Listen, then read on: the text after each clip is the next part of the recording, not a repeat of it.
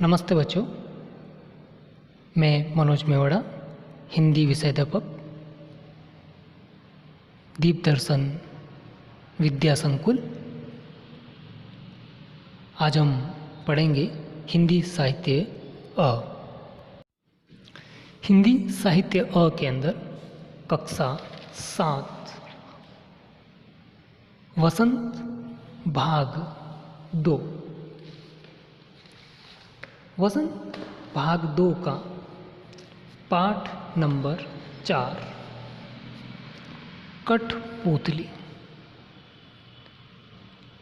ये जो पाठ है कठपुतली, यह एक कविता है और यह कविता भवानी प्रसाद मिश्र जी ने लिखी है। ये आपको दिख रहे हैं भवानी प्रसाद मिश्र जी।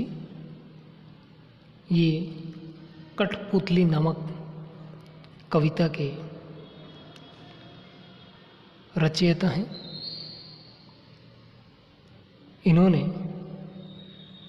कठपुतली की व्यथा की पीड़ा को इस कविता के माध्यम से स्पष्ट किया है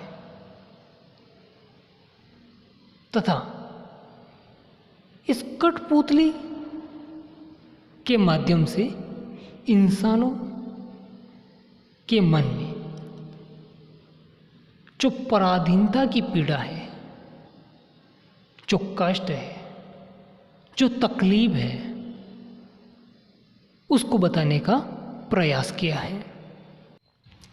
भवानी प्रसाद मिश्र जी ने इस कठपुतली नामक कविता के माध्यम से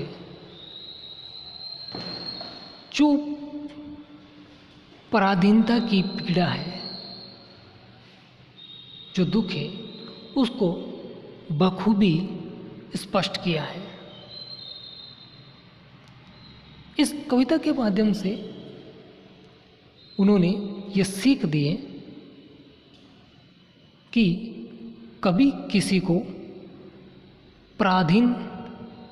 पराधीन नहीं रखना चाहिए और नहीं होना चाहिए।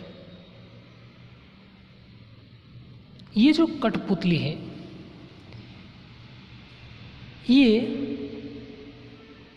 हमारी संस्कृति का, हमारी भारतीय संस्कृति का एक अंग भी कह सकते हो। इसे हम लोक नृत्य के अंतर्गत भी रखते हैं। अर्थात ये कठपुतली का जो नृत्य है, इसे लोक नृत्य भी कहते हैं। ये नृत्य आज भी हमारे देश के कई क्षेत्रों में किया जाता है। इसमें छोटे छोटे गुड्डे गुड्डी होते हैं, जिनको धागों से बांधा जाता है और पर्दे के पीछे एक इंसान या व्यक्ति इन पुतलियों को नचाता है और अपनी बात को नृत्य के रूप में व्यक्त करता है या बताता है। और ये नृत्य बहुत ही लुभावना, आकर्षक होता है।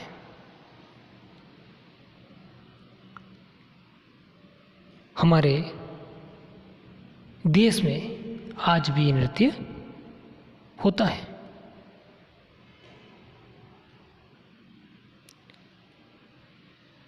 अगर राजस्थान की बात की जाए तो राजस्थान के उदयपुर जिले में लोक कला मंडल है उस लोक कलामंडल के अंदर ये कठपुतली वाला नृत्य आज भी किया जाता है। यदि आपको कभी राजस्थान जाने का मौका मिले तो उदयपुर अवश्य जाइएगा और वहाँ पर लोक कला मंडल में इस कठपुतली का नृत्य अवश्य देखिएगा। ये नृत्य बहुत ही आकर्षक और लुभावना होता है, मन को मोह लेने वाला है। तो एक बार ये नृत्य आप अवश्य देखिएगा।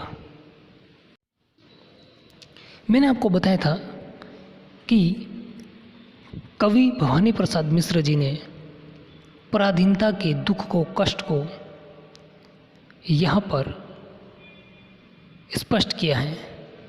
तो ये कठपुतली जो है अपनी पराधीनता की, अपनी पीड़ा की बात यहाँ पर कहती है।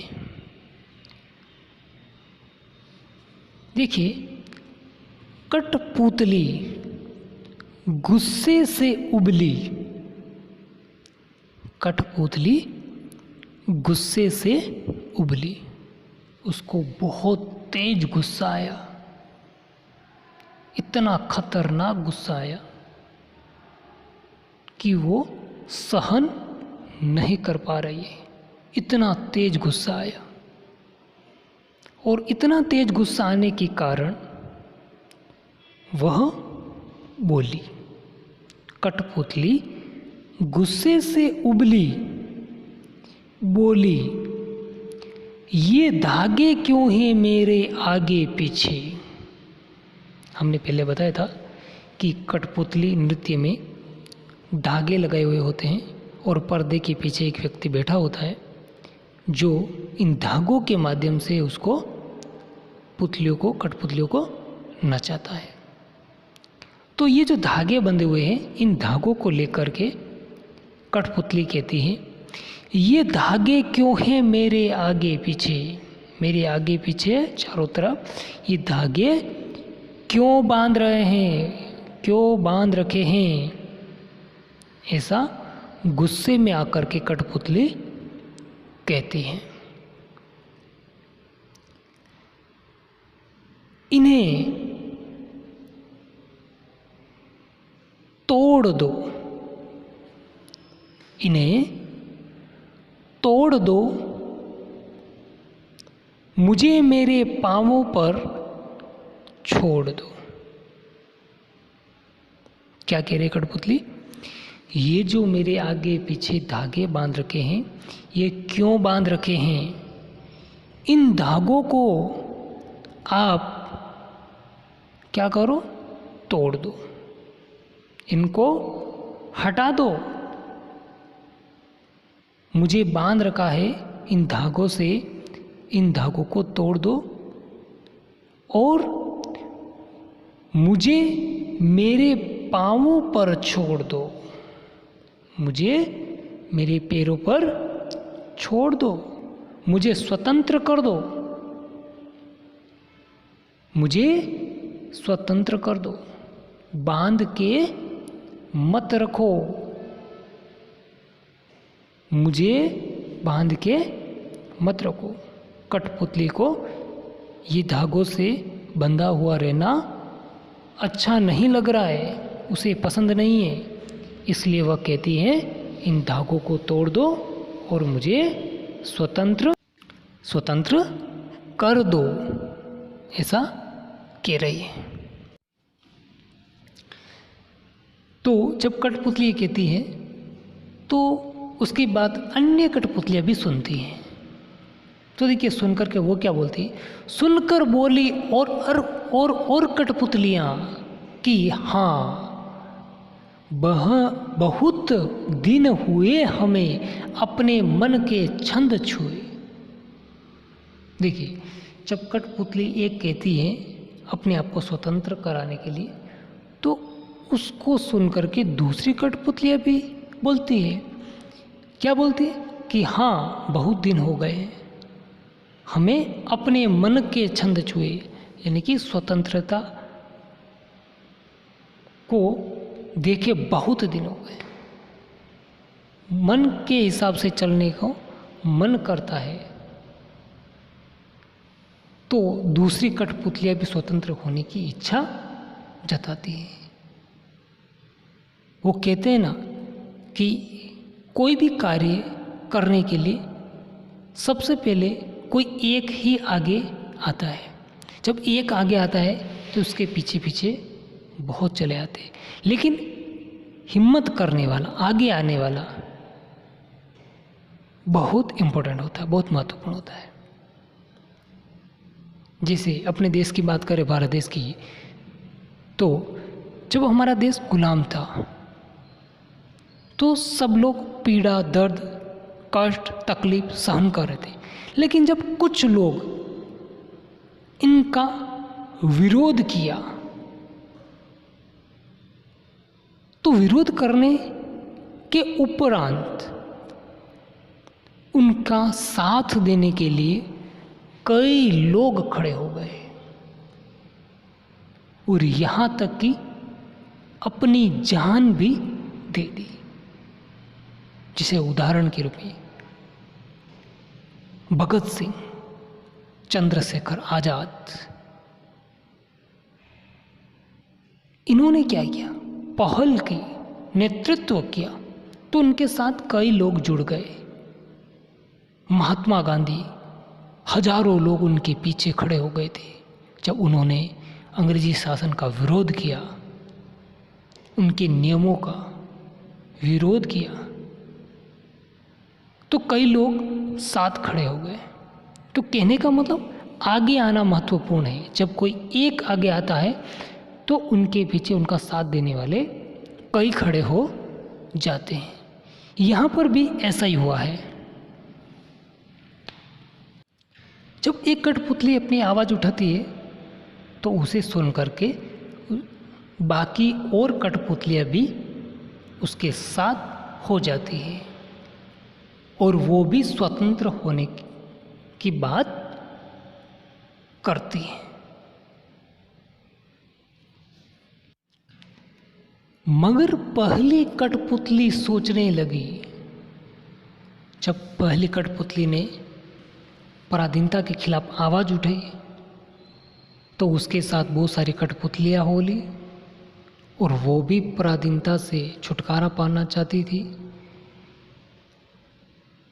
तो जब दूसरी कठपुतलियाँ उसके साथ हो गई, वो भी कहने लगी कि हाँ, हमें पराधीनता नहीं चाहिए, हमें स्वतंत्रता चाहिए। तो पहली वाली कठपुतली जिसने सबसे पहले आवाज़ उठाई थी वो सोचने लगी, वो विचार करने लगी। अब वो क्या विचार करने लगी, आगे देखिए। ये कैसी इच्छा मेरे मन में जगी। वो क्या कह रही है, ये कैसी इच्छा मेरे मन में जगी कि मैं स्वतंत्र हो जाऊं। और मेरे साथ बाकी सब कठपुतलियाँ भी कह रही हैं, लेकिन क्या ये संभव है?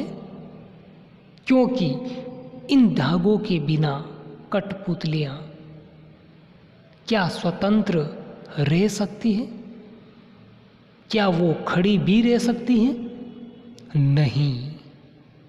क्यों? क्योंकि वो तो धागों से ही चल पाती हैं। वो स्वतंत्र नहीं नाच पाएगी, नहीं रह सकेगी। उनको सहारे की आवश्यकता होगी। तो वह कठपुतली सोच रही, क्या मेरा ये सब कहना, स्वतंत्र होने की बात, क्या ये सही है या गलत है? कहीं मैं स्वतंत्र होने के चक्कर में बाकी कठपुतलियों के साथ अन्याय तो नहीं कर रही हूँ? कहीं मैं ये गलत कदम तो नहीं उठा रही हूँ? क्यों? क्योंकि कठपुतलियाँ स्वतंत्र नहीं रह सकती हैं। तो इसलिए उसके मन में ये विचार आया, वो सोचने लगी कि ये कैसी इच्छा मेरे मन में जगी है।